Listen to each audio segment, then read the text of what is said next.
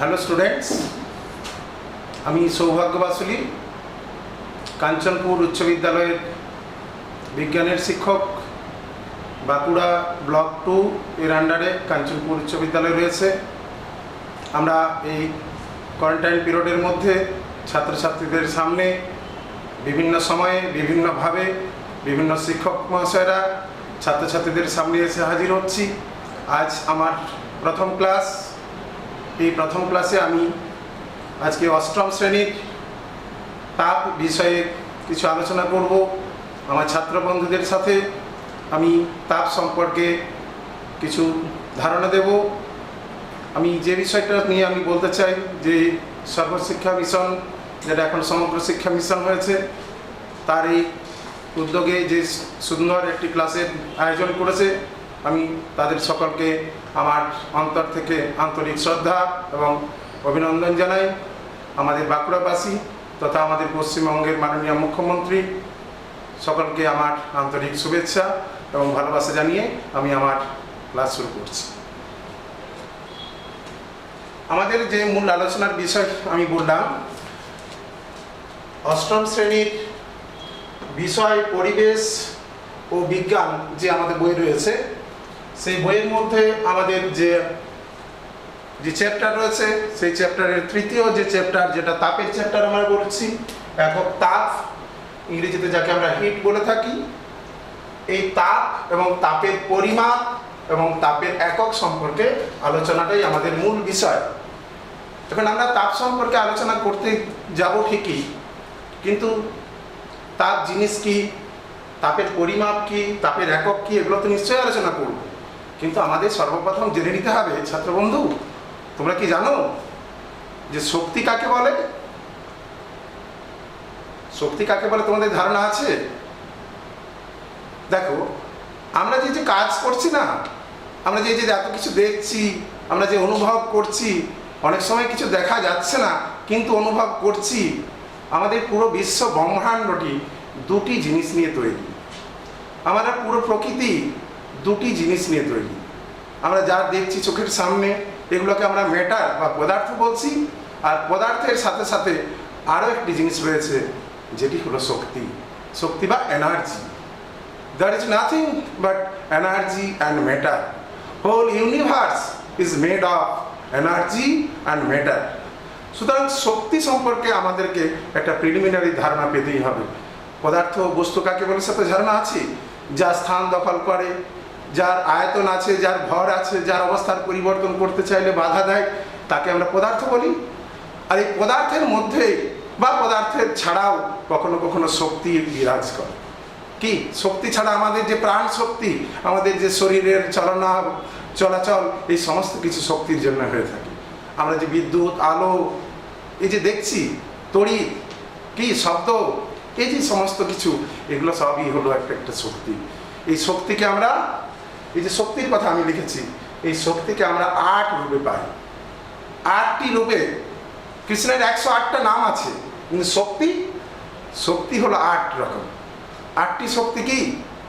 8টি শক্তি হলো, আমরা 8 রকমের যে শক্তির কথা আমরা জেনে থাকি: যান্ত্রিক শক্তি, তাপ শক্তি, তড়িৎ শক্তি, শব্দ শক্তি, রাসায়নিক শক্তি, পারমাণবিক শক্তি, চৌম্বক শক্তি।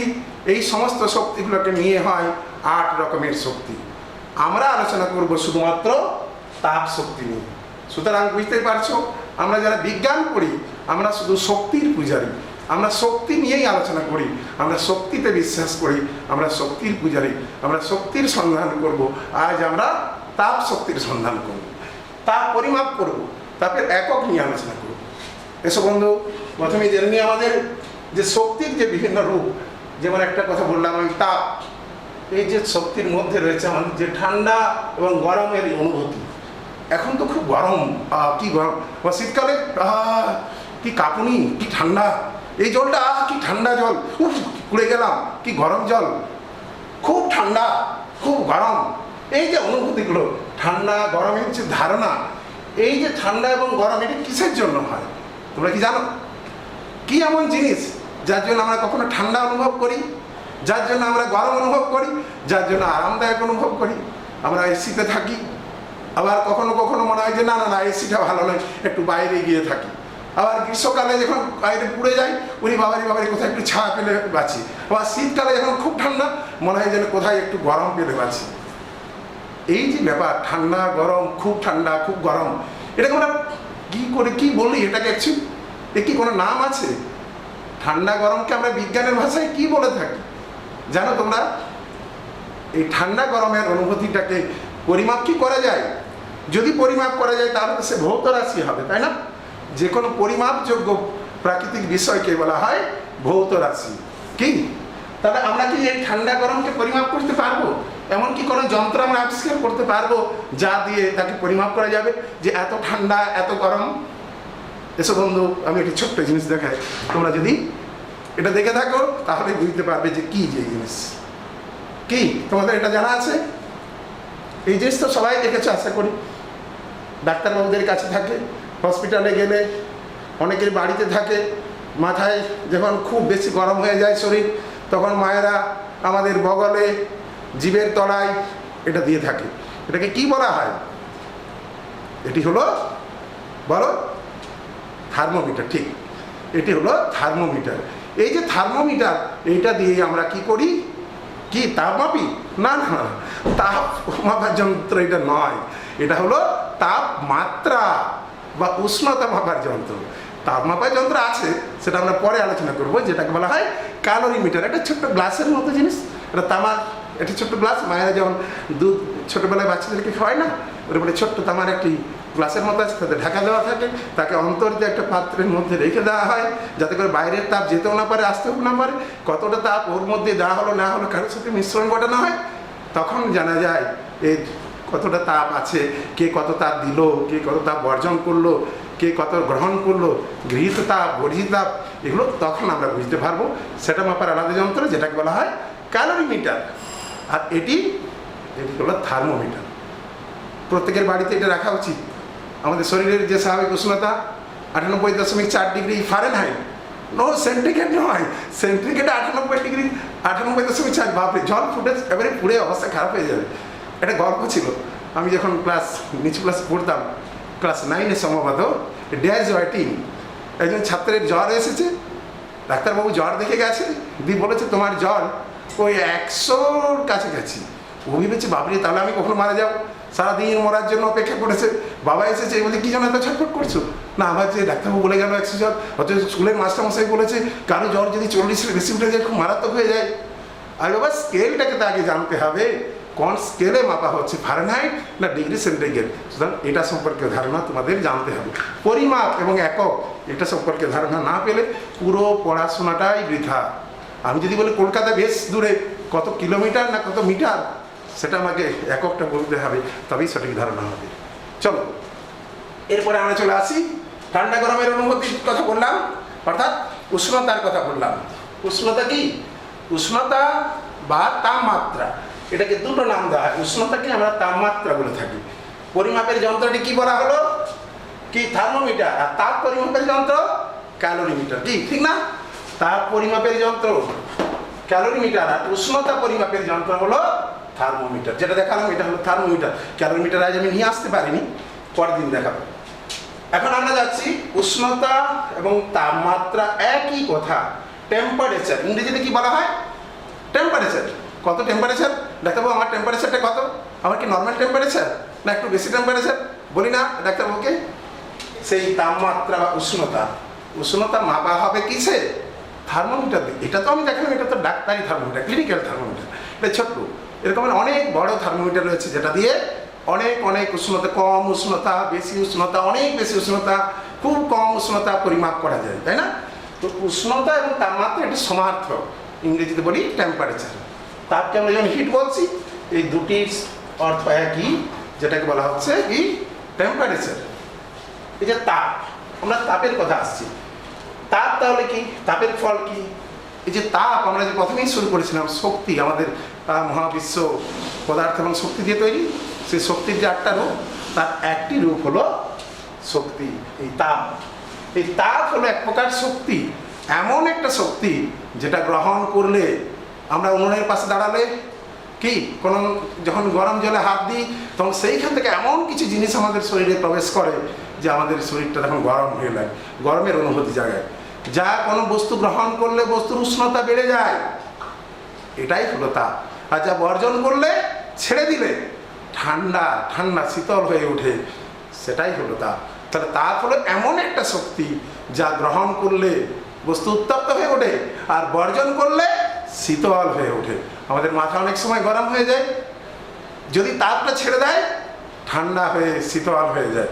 কি তাপ হচ্ছে এরকমের একটা শক্তি যা গ্রহণ করলে বস্তু উত্তপ্ত হয়, অর্থাৎ টেম্পারেচারটা বেড়ে যায়, উষ্ণতাটা বেড়ে যায়। আর বর্জন করলে কি হয়, উষ্ণতা বা তাপমাত্রা কমে যাবে, ঠান্ডা হয়ে যাবে। তাহলে এই যে ঠান্ডা বা গরমের অনুভূতি এগুলো তো আমাদের আছে।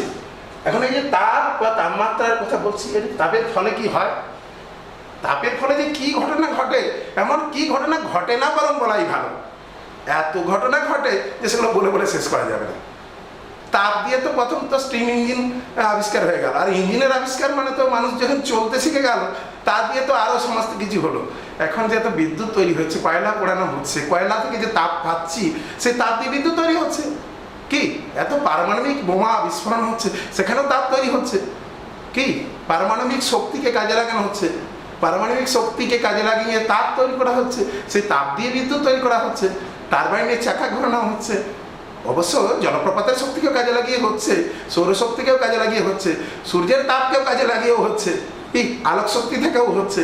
সুতরাং তাপ হচ্ছে এমন এক প্রকার শক্তি যে শক্তিটি হলো কোনো বস্তু গ্রহণ করলে তার উষ্ণতা বেড়ে যাবে, বর্জন করলে উষ্ণতা কমে যাবে।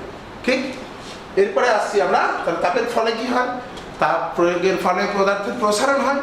কোনো একটা ছোট জিনিসকে গরম করছো, গরম করে যত তাপ দিবে দেখবে তার আস্তে আস্তে আস্তে আস্তে আস্তে আস্তে কী হবে, প্রসারিত হয়ে যাবে। আরে রেল লাইনের পাতগুলো দেখো না তোমরা, রেল লাইনের ধারে দেখো না, দুটো রেল লাইনের মাঝখানে কেমন একটু সামান্য গ্যাপ রাখা হয়, চাকাটা গর্তে ঢুকে যাবে না, কিন্তু একটু গ্যাপ রাখা হয়। কেন? আর এই গ্যাপটা না রাখলে গ্রীষ্মকালের গরমে সূর্যের তাপে লোর পাত যখন প্রসারিত হবে তখন তো ওই গ্যাপটা পূরণ হওয়ার একটু জায়গা দিতে হবে, নাহলে তো বড় হতে গিয়ে লাইনটি বেঁকে যাবে না, আর রেল দ্রুতগামী রেল কী হবে, বাইরে পড়ে যাবে। এই জন্যই রেল লাইনের মাঝখানে কিছুটা ফাঁকা রাখা হয়। এটা একটা তাপেরই ফল। তাপ দিলে কি হয়, পদার্থের অবস্থার পরিবর্তন হয়, রাসায়নিক বিক্রিয়া ঘটে। আরে অবস্থার পরিবর্তন মানে কঠিনকে তুমি একটু মোম নাও, একটু গরম দাও, একটু গরম, একটা আইসক্রিম তো এখন আমরা খাচ্ছি না গ্রীষ্মকালে, আইসক্রিমটাকে একটু দেরি করে খাওয়ার জন্য তুমি হাতে নিয়ে বসে আছো, একটু গল্প করছো অন্য মানুষকে, আর আইসক্রিম গলে গলে পড়ে গেল। কি হলো, আইসক্রিমটা কোথায় গেল, কঠিন আইসক্রিমটা কোথায় গেল? আইসক্রিম আর খাওয়া হলো না, গলে জল। আরে আইসক্রিমটার বাইরে যে তাপ উষ্ণতা যে বেশি, বাইরের যার উষ্ণতা বেশি সে তো তাপ দিয়ে দেয়, যে ঠান্ডা সে তাপ গ্রহণ করে, উষ্ণ বস্তু তাপ বর্জন করে, এটা তো জানি আমরা, কি তাই না? তাহলে কি হলো, তাহলে যে বস্তুটি তাপটাকে গ্রহণ করলো তার কি হলো, কঠিনটা গলে জল, কঠিন বরফ। তাহলে কি অবস্থার পরিবর্তন। আবার কখনো কোনো রাসায়নিক বিক্রিয়া ঘটে, তুমি দেশলাই কাঠি জ্বালিয়ে কাগজ পোড়াও, বারুদ জ্বালাও, কী হবে, রাসায়নিক পরিবর্তন ঘটবে। সুতরাং তাপের ফলে তড়িৎ তৈরি হয়, তাপ তড়িৎ পড়বে উচ্চ ক্লাসের ব্যাপার। আর কি হয়, তাপের ফলে আর কি হয়, অবস্থার পরিবর্তন হয়, তার কঠিন পদার্থের প্রসারণ হচ্ছে, তাপের গ্যাসের প্রসারণ হয়, চাপের বৃদ্ধি হয়, আরও অনেক অনেক তাপের ঘটনা রয়েছে। আমরা পরবর্তী ক্ষেত্রে গলন, স্ফুটন, বাষ্পায়ন এই সকল জিনিসগুলো আমরা জানবো।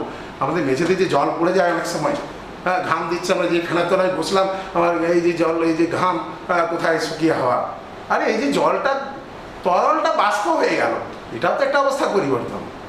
কী করে হলো, আমাদের শরীরে পুকুরে জল শুকিয়ে যায় গ্রীষ্মকাল, আরে সেচের জলটা তুলে নেওয়ার জন্য নয়, সূর্যের তাপে মেঝেতে পুকুরের জল কি হয়, সূর্যের তাপ আসে, সেই তাপটা সূর্যের তাপ জলের মধ্যে এসে যখন পড়ে তখন জলটা আস্তে আস্তে তার উষ্ণতা বাড়ে, উষ্ণতা বাড়তে গিয়ে কী হয়, বাষ্পায়ন বলে একটি কথা আমরা পাবো।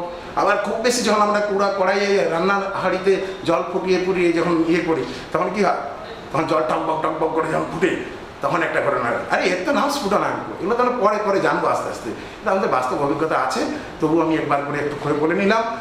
আমাদের তাহলে এই হচ্ছে অবস্থা, মানে অনেক ফল, আমি সে কথা করে আসবো।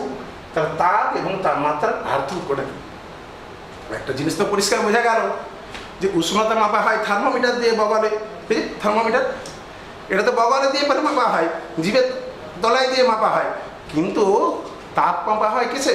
বলছে ক্যালোরিমিটার আলাদা পাত্র।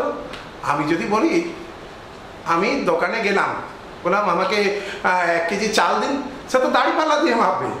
কিন্তু আমি যদি দোকানে কেরোসিন তেল নিতে যাই, আমাকে 1 কেজি কেরোসিন দিন, এরকম বলি কি? তখন আয়তন মাপার জন্য লিটারে মেপে দেয়। সুতরাং বিভিন্ন জিনিস যে যেমন তার যেমন ভৌত রাশি, তাকে পরিমাপের জন্য এক একটি যন্ত্র আমরা আবিষ্কার করে নিয়েছি। কি দাঁড়িপাল্লা দিয়ে কি করি? সাধারণ তুলা যন্ত্র দিয়ে ভর মাপি। উষ্ণতা মাপা হয় কি দিয়ে? আরে উষ্ণতা মাপা আমাদের থার্মোমিটার দিয়ে মাপা হবে। সেজন্য তাপ পরিমাপের যন্ত্র কি? ক্যালোরিমিটার। কি ওজন পরিমাপের যন্ত্র? স্প্রিং তুলা যন্ত্র। কি দৈর্ঘ্য পরিমাপের যন্ত্র? স্কেল। এরকম বিভিন্ন বিভিন্ন যন্ত্র আমরা আবিষ্কার করেছি, যেগুলো দিয়ে এক একটি ভৌত রাশি পরিমাপ করি। ভৌত রাশি মানে পরিমাপযোগ্য যে কোনো প্রাকৃতিক বিষয়। তাহলে তাপ পরিমাপ করা যায়, কত তাপ পরিমাপ করা যায়, উষ্ণতা পরিমাপ করা যায়, তাহলে এগুলো ভৌত রাশি। কিন্তু এই ভৌত রাশিগুলো দু ধরনের, তোমরা জেনে রাখো। এই 9 ক্লাসে গিয়ে জানবে স্কেলার রাশি, ভেক্টর রাশি। নিচু ক্লাসে একটু একটু পড়েছি। স্কেলার রাশি কাকে বলে? যে স্কেলার রাশি শুধু মান রয়েছে, অভিমুখ নেই, তাকে বলা হয় স্কেলার রাশি। আর যে সকল রাশির মান অভিমুখ দুটোই আছে, মান সম্মান অভিমুখ, মাথায় একটা করে টুপি পরিয়ে দেয়, উঁচু ক্লাসে যাবে, সে টুপির কথা পরে বলবো। কি মান এবং অভিমুখ এই দুটোই থাকলে তাকে বলা হচ্ছে ভেক্টর রাশি। আর শুধু যদি মান থাকে তাকে বলা হয় স্কেলার রাশি। এই তাপ এবং তাপমাত্রা এই দুটোই কিন্তু স্কেলার রাশি, কারণ দুটি শুধু মান আছে, এদের অভিমুখ নেই। কি এদেরকে পরিমাপ করে যারা ভৌত রাশি এবং এরা স্কেলার রাশি। এককগুলোর কথা আমরা আসবো। তাহলে তাপ ও তাপমাত্রার পার্থক্যের কথা আমি বলে নিলাম একটুকু, পরবর্তী ক্ষেত্রে আরও জানবো। উষ্ণতার বিভিন্ন স্কেল। উষ্ণতা কি ডাক্তারবাবুরা যে স্কেলটি দিয়ে মাপে, আমরা কি পরীক্ষাগারে সেই স্কেল ব্যবহার করি? করি না। কখনো কখনো হয়তো করে থাকি, বা একই সাথে দুটো স্কেল। স্কেল মানে আরে বাবা আমাদের বাড়িতে স্কেল দেখো না তোমরা, তোমাদের জ্যামিতি বাক্সে স্কেল দেখো না, একদিকে সেন্টিমিটারে, একদিকটা ইঞ্চিতে, কোনো দিকটা মিটারে, কোনো দিকটা ফুটে। আরে বিভিন্ন এগুলো তো স্কেল, মানে কি বিভিন্ন একক, একই জিনিস বিভিন্নভাবে মাপা হয়। উষ্ণতা কেউ বললো, ডাক্তার বললো কত না আমার উষ্ণতা 98.4 ডিগ্রি ফারেনহাইট, আর একজন কত বললো এই 40 পয়েন্ট সামথিং ডিগ্রি সেন্টিগ্রেড। আর এগুলো একটা থেকে জানা থাকলে আরেকটা রূপান্তর করা যায়, আমরা জানি না। আমরা কি জানি না 1 ফুট সমান কত?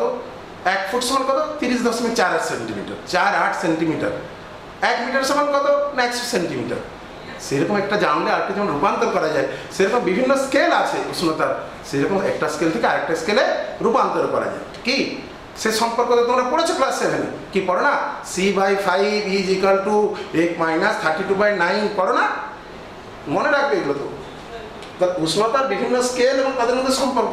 আমি দেখো একটু মজার একটা সম্পর্ক লিখব। হ্যাঁ, মজার সম্পর্ক। দেখো আমাদের সেন্টিগ্রেড, ফারেনহাইট আর একটি নতুন স্কেল নাম দিলাম কেলভিন স্কেল। দেখো এটি হচ্ছে সেলসিয়াস, এটি ফারেনহাইট, এটি কেলভিন। তিনজনের নাম অনুযায়ী নাম দিলাম। এখন এইখানে কোনো একটা টেম্পারেচার, এখানে কোনো একটা টেম্পারেচার আমরা ধরে নিলাম। মনে করো আমি বরফ জলের মধ্যে 3টি স্কেলকে, থার্মোমিটারকে রাখলাম। আর থার্মোমিটার তৈরি হয় কি করে জানো? এরকম ভাবে একটা তুমি বাড়িতেই থার্মোমিটার বানাতে পারবে। এরকম একটা ইঞ্জেকশনের বোতলে ইঞ্জেকশনের ওষুধটাকে ভালো করে পরিষ্কার করে নেবে ডিটারজেন্ট দিয়ে, দিয়ে পরে এখন স্যানিটাইজেশন করে দেবে। পরিষ্কার করার পরে একটা রাবার প্যাড থাকে, সেটাই একটা রিফিল, যেটাই শেষ হয়ে গেছে রিফিলটাকে এর মধ্যে ঢুকিয়ে দেবে। বাস কিছু না, এই রিফিলটাকে ঢুকিয়ে দিয়ে এখানে একটু রঙিন জল আগে থেকে নিয়ে নেবে, লাল রঙ হলে ভালো দেখতে পাওয়া যায়। কি দিয়ে এটাকে হাত দিয়ে চেপে ধরবে, হাতের শরীরে যে তাপ, বা একটু গরম জলে বসিয়ে দিতে পারবে, একটা করে গরম জলে বসিয়ে নিতে পারো। দেখবে এই রঙিন জল এর উপর ধীরে ধীরে ধীরে ধীরে উঠছে। তো তুমি কি করবে? এখানে একটা স্কেল লাগিয়ে দেবে। এই স্কেলে বিভিন্ন জায়গায় যে বরফ বলা জল নিয়েছি কোনখানে, এখানে 0 লিখলে। ফুটন্ত জল নিয়েছি কোথায় উঠেছে 100 নাম দিলে।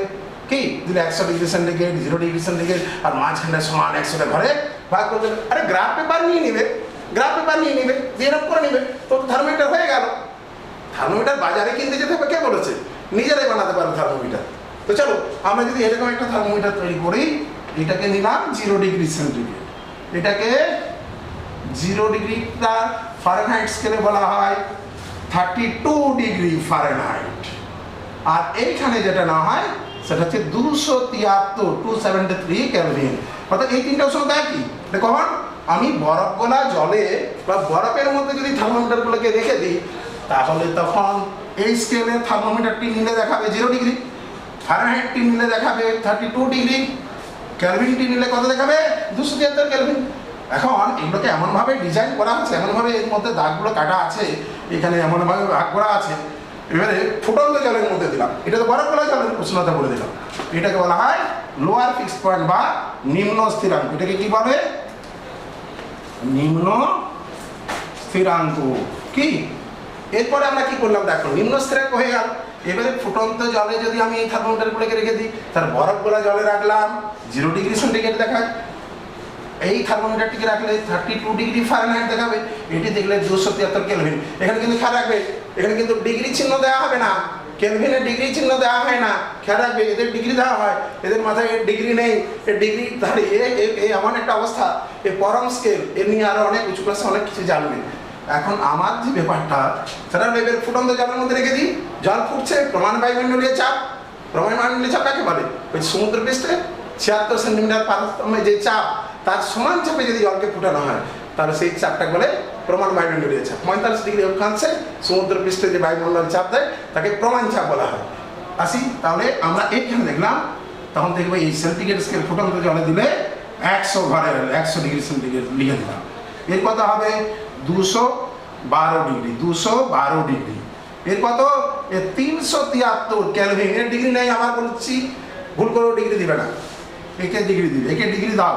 এর ডিগ্রি ধারিয়ে লোক 200, এটা কত বললাম 212 ডিগ্রি ফারেনহাইট, এটা 100 ডিগ্রি সেন্টিগ্রেড, এটা কত? আচ্ছা এইবারে এইটা সব একই উষ্ণতা, কিন্তু এই স্কেল দেখাচ্ছে বরফের বা বরফ গলা জলের বা বরফের উষ্ণতা কত দেখাচ্ছে 0 ডিগ্রি। এই স্কেল দেখাচ্ছে 32 ডিগ্রি, এই স্কেল দেখাচ্ছে 273 ডিগ্রি 273 ক্যালভিন। কিন্তু ফুটন্ত জলে যখন রাখছি ওই থার্মোমিটারগুলোকে, তখন এ দেখাচ্ছে 100, এ দেখাচ্ছে 212, এ দেখাচ্ছে 373। অর্থাৎ এর মাঝের ইন্টারভ্যালটা খেয়াল করো তো, 0 থেকে 100 বার উঠেছে। তাহলে এখানে হচ্ছে সাধারণ অন্তর, এটাকে বলে ঊর্ধ্ব স্থিরাঙ্ক। ঊর্ধ্ব স্থিরাঙ্ক, এটা কি বলে? ঊর্ধ্ব স্থিরাঙ্ক। কি এটা? আপার ফিক্সড পয়েন্ট, এটাকে বলা হয় লোয়ার ফিক্সড পয়েন্ট। এটা লোয়ার ফিক্সড পয়েন্ট, আর এটাকে বলা হয় আপার ফিক্সড পয়েন্ট। কি বুঝতে পেরেছো? প্রশ্ন থাকলে নিশ্চয়ই পড়বে পরে সুযোগ পেলে। এই সকল জায়গায় আমরা 100টা ভাগ করে নিলাম। এই জায়গাটাই খেয়াল করবো আমি পরে। আচ্ছা 273 থেকে 373, এটাও তো 100। তার মানে এই ঘরগুলো যতটা ফাঁকা দিয়ে দিয়ে করা হয়েছে 100টা, এখানে নিশ্চয়ই সেই একই রকম ভাবে। অর্থাৎ এর 1 ডিগ্রি বাড়লে এর 1 ডিগ্রি বাড়ে, এর 2 ডিগ্রি বাড়লে এর 2 ডিগ্রি বাড়বে, অর্থাৎ এর 100 ডিগ্রি বাড়লে এর 100 ডিগ্রি বাড়বে। তাই তো 273 আর 100 যোগ করে 373, এর শূন্যের সঙ্গে 100 যোগ 100। কি তাহলে কেলভিন স্কেলের 1 ডিগ্রি বৃদ্ধি আর সেন্টিগ্রেড স্কেলের 1 ডিগ্রি বৃদ্ধি সমান। এটা আরো দশম শ্রেণীতে খুব ভালোভাবে আছে, গ্যাসের একটা চ্যাপ্টার আছে চার্লসের সূত্র, বয়েলের সূত্র। ওই চার্লসের সূত্র যখন পড়বে না, দারুণ মজা। সায়েন্সটাকে এনজয় করে নাও, প্রকৃতির মধ্যে ঘুরো, খেলাধুলা করো, সায়েন্সটা দেখো না কি হয়। তুমি হাতে নাতে পরীক্ষা করো, কত গরম কত ঠান্ডা, এই অনুভূতিগুলো তো আসতে হবে। বিজ্ঞানকে যদি না তুমি নিতে পারো, তাহলে প্রকৃতিতে এসে জন্ম নিয়ে লাভটা কি হলো তোমার? চলো আমরা আরো করি, এখানে চলো। এই জায়গায় আসি আমরা, এই কত দেখাবে উষ্ণতা? এই জায়গায় এই মাঝখানটার অন্তরটা দেখো তো, মাইনাস করে নাও। 212 থেকে 32 বিয়োগ করো, দেখো 180 আসবে। দেখো বিয়োগ করো দেখো 180। অর্থাৎ এই ঘরগুলো একটু কাছে কাছে কাছে কাছে কাছে কাছে কাছে কাছে। আরে 180তে দাগ কাটতে হবে এইটুকুর মধ্যে, এখানে 100টা, এখানে 180টা, তাহলে একটু ঘন ঘন হবে না? তো এর 1 ডিগ্রি বেড়ে গেলে একটু সামান্য বাড়লো, কিন্তু এর 1 ডিগ্রি বেড়ে যাওয়ার উষ্ণতা অনেক বাড়লো। সুতরাং এই হলো উষ্ণতার স্কেল। এদের মধ্যে একটা সম্পর্ক, খুব সহজ সম্পর্ক, একবারই ইজি সম্পর্ক। জেনে রাখো, যে কোনো একটা জায়গার উষ্ণতা নিয়ে নাও। এর উষ্ণতা মনে করো সি, এর উষ্ণতা নিয়ে নাও এফ, এর উষ্ণতা নিয়ে নাও ক্যাপিটাল ডি। কি এই যা উষ্ণতা পাবে আর তার নিচের থেকে কত দূর গেছে? আরে এ তো 0 থেকে সি গেছে, তাহলে সি মাইনাস 0। এর মাঝখানে কতগুলো ঘর? 100। চলো 100 দিয়ে ভাগ। আর এর এখান থেকে কত? 32 থেকে এফ এ গেছে, মানে কতগুলো ঘর গেছে? না, এফ মাইনাস 32টি ঘর গেছে, তাহলে এটা ওরই সমান এফ মাইনাস 32, 32। এটা কতগুলো ঘরে ভাগ করেছি? 100টা, তাহলে এটা ডিভাইডেড বাই 180, 180 হলো। আরে এখান থেকে কত? 273 থেকে গেছে টিতে, তাহলে এখানে কত হলো? না টি মাইনাস 273 গেল। এর মাঝখানে কতগুলো ঘর? 100টা। তো একে 100 দিয়ে ভাগ করে দাও। দিয়ে দেখো মজার ব্যাপারটা কি দাঁড়ালো। এইখানে যদি আমরা এই c মাইনাস 0 তো c লিখতে পারি, ব্যাস খুব ভালো। এটাকে আমি যদি পুরোটাকে 10 দিয়ে গুণ করে দিই, 10 দিয়ে গুণ করলে আমার একটা করে 0 কেটে যাবে, প্রথমে কেটে নিলাম।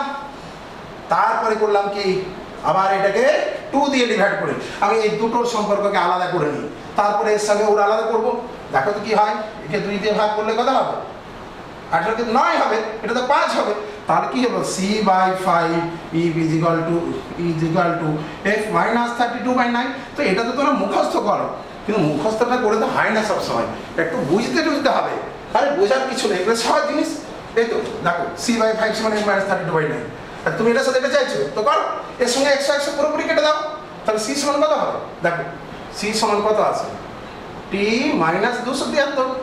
কি হলো না? আচ্ছা কেলভিনে যদি আমি পেতে চাই, এটা কেলভিন স্কেল, কিন্তু এটা কেলভিন, এটা কেলভিন স্কেলে হবে 273 প্লাস ডিগ্রি সেন্টিগ্রেডের উষ্ণতা।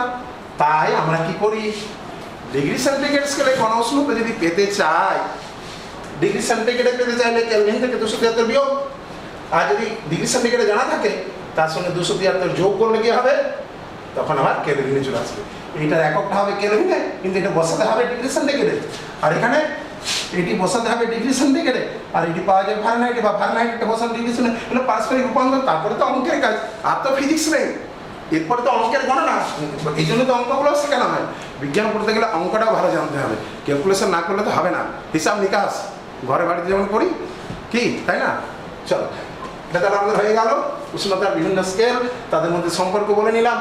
আমি একটা খুব মজার সম্পর্কটা বলি, ছেলেদেরকে এত জটিল করে মনে রাখার থেকে আমার মনে হয় এই সম্পর্কটা যদি মনে রাখা যায় একটু বোধহয় সহজ হয়ে যাবে। দেখবে দেখো কি মজার সম্পর্ক, c+40 is equal to a+40। তুমি যদি c+40 a+40 পেতে যাও, এইখানে এক কাজ করো, 5/9 দিয়ে মাল্টিপ্লাই করে দাও। কি খুব সহজ সম্পর্ক। আর যদি উল্টোটা পেতে যাও, 9/5 দ্বারা করলে হবে, তাহলে a+40 is equal to 9/5 into c+40। কি করে এলো, এটা তোমাদেরকে বাড়ির কাজ দিলাম, এটা মেলাবে দেখি এই সম্পর্ক থেকে কিন্তু ওটা আসবে। কি করে আসে এটা আমাকে করে দেখাবে, কি প্রয়োজন হলে যদি সুযোগ থাকে আমি আবার দেখা করবো তোমাদের সাথে। কি c+40 is equal to 5/9 into a+40। আচ্ছা একটু টেস্ট করে নিই সম্পর্কটা কি ঠিক হলো। আমরা তো জানি জলের স্ফুটনাঙ্ক, জলের হিমাঙ্ক, বরফের গণনা আছে, এটা সুইতে লিখি 0 লিখি, সি এখানে 0 লিখি, এটা 0 লিখলাম। এফটা কত এলো হিসাব করে দেখো, এটা 9 ইন্টু করো, বা এফটাকে তুমি যদি করে নাও এখানে 32 করো, দেখো তোমার সমস্ত ডেটাগুলো দুদিক থেকে ম্যাচ করবে। আর এফ যদি মাইনাস, এইটা যদি -40 লেখো, একে -40 লেখো, দেখো তো কি হয়, এটা -40, এটা 0 হয়ে গেল, একে -40 0 হয়ে গেল। অর্থাৎ -40 ডিগ্রি সেন্টিগ্রেড হচ্ছে এমন একটা উষ্ণতা, ফারেনহাইটেও -40 ডিগ্রি ফারেনহাইট আর -40 ডিগ্রি সেন্টিগ্রেড হচ্ছে সমান উষ্ণতা, যেটা দুটো স্কেলেই সমান। -40 ডিগ্রি সেন্টিগ্রেড যেটা, সেটাই হলো -40 ডিগ্রি ফারেনহাইট। কারণ এই ইকুয়েশন বোথ সাইড দেখো, এটা -40 বসালে কেটে গিয়ে 0, এটা দেখো কেটে গিয়ে 0, তুমি এখানে বসাবে, করো হিসাব করো। দেখো f সমান -40 বসা, তো -40 যদি এখানে বসা, -40 আর -32 হিসাব করি, দেখা যাক কত আসে, -40 -32/9। আর c ইজ ইকুয়াল টু হবে এটার সাথে আবার এই 5টা মাল্টিপ্লাই। কি এটা ক্যালকুলেশন করে দেখো -40 আসছে কিনা। যদি এসে যায় তাহলে তুমি বলতে পারো f সমান -40 হলে c সমানও -40, অর্থাৎ -40 ডিগ্রি সেন্টিগ্রেড উষ্ণতাটি -40 ডিগ্রি ফারেনহাইটের উষ্ণতা সমান। তাহলে যদি প্রশ্ন করা হয় যে কোন উষ্ণতা সেন্টিগ্রেড ও ফারেনহাইট স্কেলে সমান, কি বলবে? -40 ডিগ্রি সেন্টিগ্রেড উষ্ণতা -40 ডিগ্রি ফারেনহাইট উষ্ণতার সাথে সমান। কি কোন উষ্ণতা এর ডবল, কোন উষ্ণতা ট্রিপল, আমি সব ওইখানে বসিয়ে দিলি, সব তো চলে আসবে। কি বুঝে গেল? এটা আমার ফার্স্ট আলোচনার জায়গাটা আমি শেষ করলাম। কি এদের মধ্যে এটা চলে এলো। এবার অবস্থার পরিবর্তন, ঋণ তাপ নিয়ে তো আমরা পরের ক্লাসে যাবো, এই আলোচনা ডিটেলস করবো। পদার্থের তাপ দিলে কঠিন থেকে তরল, তরল থেকে কি হয় গ্যাসীয়, উষ্ণতা আবার তাপমাত্রা তাপ বের করে নিলে গ্যাসীয় পদার্থ শীতল হয়ে কি হবে, তরল হবে। তরলকে আরো তাপ দিয়ে দাও, ফ্রিজে তুমি রেখে দাও না, আরে আইসক্রিম তৈরি কি করে করো, বাড়িতে তুমি এক বোতল জল বা মাকে বলবে ওই আইসক্রিম বানানোর সব আইটেমগুলোকে কিনে নিয়ে, আর ওই ফ্রিজ যদি থাকে বাড়িতে বা পাশের বাড়িতে দোকানে দিয়ে আসো না, বলে প্লিজ আমার এটুকু একটু রেখে দিন তো, কি ঘটনা ঘটে আমি দেখবো। কি হবে জানো তো, এখন যাবে না, এখন তো করোনা অবস্থা খারাপ, এখন একটু প্রোটেকশন নিয়ে থাকতে হবে, নিজেদের মধ্যে সাবধানে থেকো। তো যাই হোক, এখন কি করবে, ওই ঠান্ডার কোনো জায়গার মধ্যে যদি তুমি জলকে রেখে দাও খুব ঠান্ডার মধ্যে, তাহলে তুমি জমে যাবে, জমে কঠিন, তাহলে তরল জমে কঠিন হয়ে গেল। আরে আবার তরলকে কঠিনকে তাপ দিলে কি হবে, তরল, আবার তাপ দিলে কি হবে, তরল বাষ্পীভূত হবে। এটাই তো হয়, এই তো অবস্থার পরিবর্তন। কিন্তু একটা খারাপ, কিছু কিছু জিনিস আছে জানো তো কি হয়, অদ্ভুত কিছু জিনিস রয়েছে, যারা কঠিন থেকে বলো আমি তরল হবো না বাবা, আমার ওই অবস্থাটা আমার মনের পছন্দের নয়, একবারে আমি কঠিন থেকে জাম করে যাব। একটা ক্লাস জাম করে যায় যারা অনেক সময় খুব ভালো স্টুডেন্ট হয়, কঠিন থেকে সরাসরি কি হয়, বাষ্প। আরে একে বলা হয় ঊর্ধ্বপাতন, কর্পূরের হয়, নিশাদলের হয়, কি হয় না, তোমরা তো পড়েছো, এই সকল ঘটনাও আছে। তো যাই হোক, আমরা এখন আলোচনা করলাম অবস্থার পরিবর্তন সম্পর্কে, এটা প্রথম। কিন্তু অবস্থার পরিবর্তন যখন হবে না, আমরা যদি কোনো পদার্থে তাপ দিই তাহলে কঠিন পদার্থ তরলে পরিণত হবে, কিন্তু উষ্ণতা পাল্টাবে না। অবস্থার পরিবর্তনে যে সময় হবে, যে সময় বরফটা গলবে, বরফের উষ্ণতা 0 ডিগ্রি সেন্টিগ্রেড, আর গলে যাওয়া জল সেটিরও উষ্ণতা 0 ডিগ্রি সেন্টিগ্রেড। জল ফুটতে শুরু করলো, তার আগে উষ্ণতা বাড়তে বাড়তে গেল, 0 থেকে 1 ডিগ্রি 2 ডিগ্রি 3 ডিগ্রি করে 100 ডিগ্রিতে পৌঁছালো। যে 100 ডিগ্রিতে পৌঁছে গেল, জল ফুটতে শুরু করলো, আর উষ্ণতা বাড়লো না। কি হলো, জল ফুটছে, জল বাষ্প হয়ে যাচ্ছে, জলের উষ্ণতা 100 ডিগ্রি সেন্টিগ্রেড, বাষ্পটার উষ্ণতা ওটাও 100 ডিগ্রি সেন্টিগ্রেড। অর্থাৎ অবস্থার পরিবর্তনের সময় পদার্থের উষ্ণতার পরিবর্তন হয় না, কিন্তু তাপ তো দিতে হয়। আবার নিষ্কাশন করলে ওই বাষ্প ঠান্ডা হয়ে কি হবে, তরল হবে। আবার তরল আবার ঠান্ডা করলে ফ্রিজে রেখে বলছিলাম কি হবে, আবার কঠিন হবে। যতটা দিয়েছো, যেটা দিয়ে পরে তরল হলো কঠিন, ঠিক ততটা বের করে নাও। বরফকে জানো কি তোমরা, 80 ক্যালোরি তাপ যদি 1 গ্রাম বরফকে দিয়ে দাও, 80 ক্যালোরি তাপ, ক্যালোরি কি আমি পরে আসছি, 80 ক্যালোরি তাপ যদি তুমি দিয়ে দিতে পারো, এটা একক আর কি। তো 80 ক্যালোরি তাপ যদি তুমি দিয়ে দিতে পারো 1 গ্রাম বরফকে, তাহলে 1 গ্রাম বরফ বলে কি হবে, 1 গ্রাম জল হবে, কিন্তু উষ্ণতা পাল্টাবে না। 0 ডিগ্রি উষ্ণতার 1 গ্রাম বরফ, 0 ডিগ্রি সেন্টিগ্রেড উষ্ণতা 1 গ্রাম জল হবে, উষ্ণতার পরিবর্তন হবে না। এই সময় যে তাপটা দিলাম, এই তাপটা তো ধরা পড়লো না থার্মোমিটারে। কি 100 ডিগ্রি সেন্টিগ্রেড উষ্ণতা যখন জল ফুটছে, 100 ডিগ্রির বাষ্প হলো, কিন্তু 100 ডিগ্রি থার্মোমিটারে তো ধরা পড়লো না। তাহলে এই তাপটা কোথায় বিলীন হয়ে গেল, কোথায় লীন হয়ে গেল? আরে লীন বিলীন এই সকল নিয়ে বিজ্ঞানীরা একটি নাম দিয়েছে, এটাকে ল্যাটেন্ট হিট বা লীন তাপ বলে। লীন তাপ বা ল্যাটেন্ট হিট, যে তাপ অবস্থার পরিবর্তনে সাহায্য করে কিন্তু উষ্ণতার পরিবর্তন ঘটায় না, শুধু অবস্থার পরিবর্তন ঘটায়, তাকেই বলা হচ্ছে লীন তাপ। পরিমাপ যখন করা হবে একক ভরের কোনো পদার্থের উষ্ণতা অবস্থার পরিবর্তনের সময়কার উষ্ণতা স্থির রেখে প্রমাণ চাপে যে পরিমাণ তাপের গ্রহণ বা বর্জনের প্রয়োজন হয়, একক ভরের কোনো পদার্থের উষ্ণতা স্থির রেখে অবস্থার পরিবর্তনের যে উষ্ণতাটা স্থির রেখে, সেটা যদি গলন হয় তাহলে গলনের উষ্ণতা মানে গলনাঙ্কের উষ্ণতা যেটাকে মানে বলে থাকে, স্থির রেখে যে তাপ গ্রহণ বা বর্জনের প্রয়োজন হয় তাকে সেই অবস্থার পরিবর্তনটি লীন তাপ বলা হয়। কি লীন তাপের পরে আমরা জানবো, এটাকে আমরা পরিমাপ করি যখন ক্যালোরি পার গ্রাম বলে একটি একক রয়েছে, যেখান থেকে সিজিএস একক আর জুলে করলে কি হবে, জুল একক। তাপের এককগুলো জানো, আরে তাপের তো একক বিভিন্ন পরিমাপের একক রয়েছে না, আমরা তো এখানে তাপের পরিমাপ নিয়ে এবার আলোচনা করবো। তাপ পরিমাপের যে মাপার জন্য ক্যালোরিমিটার বলেছি, কিন্তু তাপ পরিমাপের এককের কথা আসছে। তাপ কি করে মাপা হয়, কোন বস্তুতে তাপ কতটা তাপ থাকতে পারে, কি কি বিষয়ের উপর নির্ভর করে, আমি এটা একটু ছোট্ট আলোচনা করব। আমি একটু বিরত নিচ্ছি, আমি আবার ফিরে এলাম। তোমাদেরকে বলছিলাম যেটা আমরা তাপ নিয়ে আলোচনা করছিলাম, তাহলে তাপমাত্রা সম্পর্কে একটা তো মোটামুটি ধারণা হলো। শক্তি সম্পর্কে আরও শক্তি আমাদের পদার্থবিজ্ঞানের প্রত্যেকটা চ্যাপ্টারই তো শক্তিরই চ্যাপ্টার। কি প্রত্যেকটা চ্যাপ্টার নামগুলো দেখো দেখি, শক্তি ছাড়া আমরা কিছু পড়ি না। শক্তির সাথে পদার্থের আদান প্রদান কীভাবে হয় সেটা নিয়ে আলোচনা। চলো আমরা তাহলে আজকে এখন আলোচনা করবো তাপের পরিমাপ। কারণ কোনো একটা বস্তু কতটা তাপ গ্রহণ বা বর্জন করবে, এটা কী কী বিষয়ের উপর নির্ভর করতে পারে সেটা নিয়ে আমরা একটু আলোচনা করি। আমরা জানি যে কোনো বস্তু করতে গৃহীত বা বর্জিত তাপ, কোনো একটা বস্তুতে যদি এইচ পরিমাণ তাপ দেওয়া হয়, এই এইচ তাপটা কোন কোন বিষয়ের উপর নির্ভর করতে পারে। আচ্ছা তুমি 1 কাপ জল ফোটাবে, তাতে যা তাপ লাগবে, 2 কাপ জল ফোটাবে তাতে বেশি তাপ লাগবে, দ্বিগুণ তাপ লাগবে। তাহলে 1 কাপ জলে যদি কিউ পরিমাণ তাপ লাগে, তো 2 কাপ জলে কত লাগবে, 2 কিউ তাপ। আচ্ছা এইটা মনে করো তুমি 1 ডিগ্রি উষ্ণতা বাড়িয়েছিলে, তাতে এটা লেগেছে। তুমি যদি 1 ডিগ্রির জায়গায় তুমি 2 ডিগ্রি বাড়াও, তাহলে 1 কাপ আমরা এখানে আসছি, আমি এখানে ভরে, আচ্ছা আয়তনের সাথে তো ভরটা সমতুল্য, কারণ ঘনত্বের সাথে সম্পর্ক।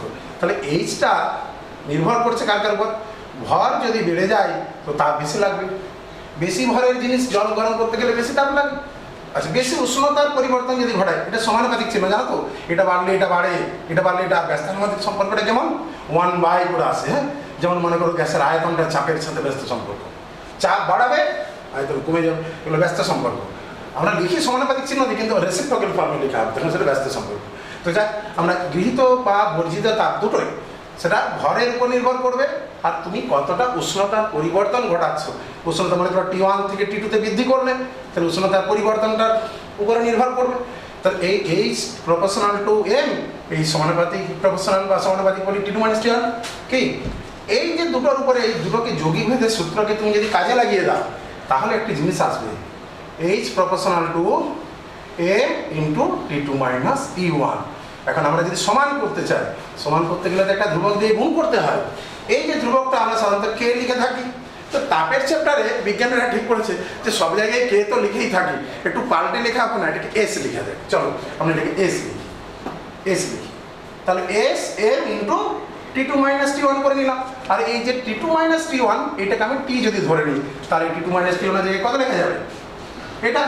আর একটু অ্যারেঞ্জ করে নিলে শুনতে ভালো লাগে, আর কিছু না, MST। তাহলে এই সমান MST। তাহলে এই এস জিনিসটা কি, এই জিনিসটা আবার কোথা থেকে এলো রে বাবা, এটা আবার কি? এটা খুব ইম্পর্টেন্ট একটা জিনিস, কি জানো তো? এই এসটা হলো, দেখো এস সমান H/M × T। তুমি যে কোনো বস্তুতে তাপ দাও, যত খুশি তাপ দাও, কত ভরের বস্তুতে দিলে কত উষ্ণতা বৃদ্ধি হলো, এক্সপেরিমেন্ট করে দেখো তো। আচ্ছা আরেকটু ওই বস্তুটার ভরটা বাড়িয়ে দাও, উষ্ণতা আলাদা করো, কত তাপ লেগেছে দেখো তো। এই সমস্ত হিসাব করে যখন এই ইকুয়েশনে বসাবে না, সবার ক্ষেত্রে একই মান আসবে, একটি নির্দিষ্ট বস্তুর ক্ষেত্রে। তামার নাম, তামার ক্ষেত্রে একটি ধ্রুবক, জলের নাম একটি ধ্রুবক, জলের ক্ষেত্রে আসে 1। অর্থাৎ এখানে যদি একক পরিমাণ তাপ দিই একক ভরের জলে, তাহলে একক উষ্ণতা বৃদ্ধি পাবে। এখান থেকেই তো তাপের এককটা এসেছে, ক্যালোরি। আরে বাবা, তাপের একক পড়াবো তো আমরা, এককটা কি? তাপ পরিমাপের একক হচ্ছে ক্যালোরি। তো ক্যালোরি কাকে বলবো না, 1 গ্রাম বিশুদ্ধ জল, অবশ্যই জলে কিছু মিশে টিশে থাকলে আবার একটু গোলমাল হয়ে যাবে। 1 গ্রাম বিশুদ্ধ জলের উষ্ণতা 1 ডিগ্রি সেন্টিগ্রেড বৃদ্ধি করব, তাহলে যে পরিমাণ তাপটা লাগবে তাকে আমি ঠিক করে নিলাম, তাকে আমি ঠিক করে নিয়েছি আগে থেকে, এটা সঙ্গে না, ইউনিটগুলো আমরাই তো ঠিক করি। Unit of heat is so defined, কি দ্যাট ইউনিট মাসের ইউনিট টেম্পারেচার চেঞ্জ করতে গিয়ে যে হিটটা লাগবে তাকে আমি বলবো, এটাকে আমি 1 ক্যালোরি বলবো। আমি বলতে পারতাম 5 ক্যালোরি বলতে পারতাম, কিন্তু আমরা এটাই ঠিক করে দিয়েছি। এটা করতে গিয়ে কি এসেছে, এখানে বসাও তো, AC = 1/1 × 1, তাহলে কত 1, এককটা কি হবে, এটার একক ক্যালোরি, এর একক gram per degree centigrade, calorie per gram per degree centigrade. দুবার তো পার দেওয়া হয় না, পাশে লিখতে হয় কি, অথবা এখন আমার এই প্রসেসটি আমি লিখতে বলি ক্যালোরি গ্রাম ইনভার্স ডিগ্রি সেন্টিগ্রেড ইনভার্স। কি, এটা ভুল হয় না, এটা সব থেকে ভালো, এটা মাত্রাগতভাবেও ঠিক হয়। তবে এটি হলো আমাদের এই এসটিকে নাম দেওয়া হলো আপেক্ষিক তাপ। কেন আপেক্ষিক? আপেক্ষিক কেন রে বাবা, পরম হতে পারতো তো। আপেক্ষিক মানে আমরা যেটা ধরে নিয়েছি জলের জন্য 1 করবো, এর 1 আনার জন্য ধরে নেওয়া হচ্ছে, কিন্তু একে যদি আমি 2 ধরতাম তাহলে এগুলোকে পাল্টাতে হতো। তাই এটা ধরে নিয়ে এইটা, তাই এটা আপেক্ষিক, অন্য কিছু হলে অন্য কিছু হতো। সুতরাং আমরা বুঝে নিলাম এটা হচ্ছে আপেক্ষিক তাপ। তাহলে আপেক্ষিক তাপ কাকে বলে? একক ভরের কোনো পদার্থের একক উষ্ণতা বৃদ্ধি করতে যে পরিমাণ তাপের প্রয়োজন হয় তাকে কি বলে? তাকে ওই পদার্থের আপেক্ষিক তাপ বলে। কি, বিভিন্ন পদার্থের আপেক্ষিক তাপের মান কিন্তু বিভিন্ন।